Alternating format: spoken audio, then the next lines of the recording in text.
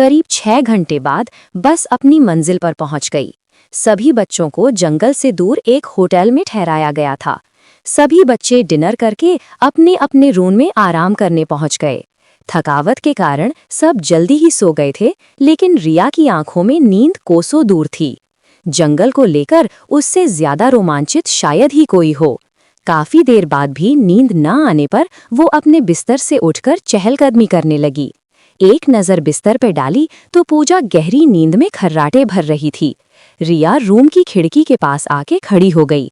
खिड़की से जंगल का नज़ारा साफ नजर आ रहा था। एक सुनसान पहाड़ी के ऊपर चमकता हुआ चांद अपनी पूरी चांदनी बिखेर रहा था। रिया को ये सब बहुत मनमोहक लग रहा था कि तभी एक जानवर पहाड़ी की चोटी पे बैठकर चांद की तरफ मुंह करके ऊंची आवाजें निकालने लगा। देखते ही देखते वो एक 8 फुट लंबे आदमी जैसा बन गया और वहां से भाग गया। इतना लंबा आदमी रिया ने अपनी जिंदगी में पहली बार देखा था। ये सब देखकर वो बहुत डर गई और झट से अपने बिस्तर पे जाके लेट गई। सुबह 7 बजे।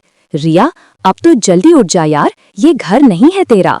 पूजा उसे झकझोरते हुए उठा रही थी। रिया एक जोरदार चीख मारकर उठ के बैठ जाती है। पूजा, क्या हुआ? रिया, कल मैंने कुछ अजीब देखा, और इसके साथ ही वो पूरा वाकया उसे सुना देती है। पूजा, तूने कोई सपना देखा होगा, क्योंकि इतनी दूर से पहाड़ी से क्या दिखेगा? रिया समझ चुकी थी कि पूजा यकीन नहीं करने वाली और वो उठ के तैयार होने लग जाती है। 10 बजे सभी बच्चे जंगल के लिए रवाना हो जाते हैं। किसी ने ध्यान दिया हो या ना, लेकिन रिया ने ये जरूर देखा कि रास्ते से गुजरने वाले लोग उन्हें बहुत आश्चर्यचकित होकर देख रहे थे। लगभग आधे घंटे बाद बस जंगल में पहुंच गई और अध्यापकों ने बच्चों को जरूरी हिदायतें देकर 4 ग्रुप्स में बांट दिया। रिया और पूजा भी एक ही ग्रुप में थी। सभी बच्चे जगह जगह से पौधों और फूलों को कैमरे में कैद कर रहे थे और कुछ विशेष बातें एक नोटबुक में नोट कर रहे थे। अपने काम में मग्न होकर रिया न जाने कब अपने ग्रुप से बिछड़ गई और रास्ता भटक गई। सुनसान जंगल जिसमें रोशनी भी ठीक ठाक ही आ रही थी और ऊपर से ये सन्नाटा। रिया के हाथ पैर फूलने लगे कि तभी, यहाँ अकेले क्या कर रहे हो? एक लड़के की आवाज से रिया की चीख निकल गई। रिया ने पीछे मुड़कर देखा तो एक सुंदर और सुडौल व्यक्तित्व वाला लड़का खड़ा था, जो कि वेशभूषा से जंगल का ही रहने वाला लगता था। रिया घबराते हुए, वो मैं रास्ता भटक गई। लड़का, चलो मैं तुम्हें छोड़ देता हूँ, ये जंगल बहुत खतरनाक है, यहाँ तुम्हें अकेले नहीं आना चाहिए। रिया, जी मेरा नाम रिया है, मैं सत्यदेवी कॉलेज में बॉटैनिकल की छात्रा हूँ। यहाँ मैं फूलों पर शोध करने आई थी और रास्ता भटक गई।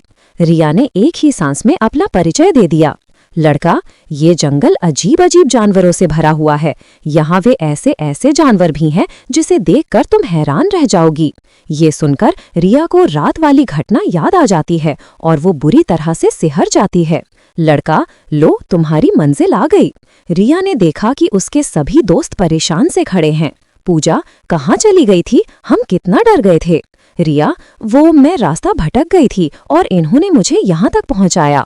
पूजा, किन्होंने? यहाँ तो कोई भी नहीं है हमारे अलावा। रिया पलटकर पीछे देखती है तो वहाँ कोई भी नहीं होता।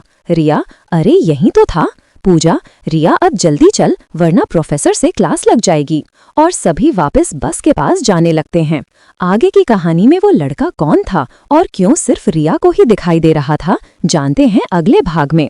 कहानी अच्छी लगी हो तो हमारे चैनल को सब्सक्राइब, लाइक और शेयर जरूर करें। Thank you.